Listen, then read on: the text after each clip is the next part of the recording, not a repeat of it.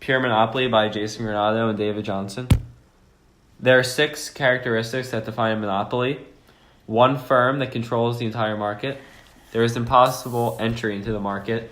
It is possible for a monopoly to have long-run economic profit. Monopolies are price makers or searchers. Monopolies partake in non-price competition, which is advertising. And monopolies are usually neither allocative or productive efficient unless they're able to price discriminate. Now pause and answer question 1. A monopoly operates at MR equals MC, which leads to deadweight loss. Deadweight loss is represented by the gray triangle on the graph. If the government regulates the monopoly, they can force the monopoly to operate at one of 2 points. The socially optimal point is when demand or price equals MC, represented by the blue arrow, or the fair market return point, where price equals ATC, represented by the green arrow. Now pause and answer question 2. So for a monopoly, the total revenue is maximized when the marginal revenue is equal to 0.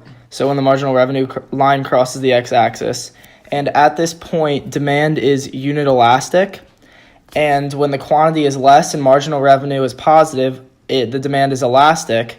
And when the quantity increases and the marginal revenue is negative, the demand is inelastic. Now pause and answer question 3. So for a monopoly to price discriminate, there are 3 requirements. It must have market power, be able to separate its customers, and prevent resale of the product. And there are 3 different degrees of price discrimination that a monopoly can undergo. So first degree is when every single person pays the exact price they're willing to pay. And so a person could buy, if they're willing to pay $30 for a certain good, then the monopoly charges them that price. But if they're only willing to pay $15, the monopoly charges them that price. And second degree is pretty much buying in bulk. So people pay different prices depending on the quantity.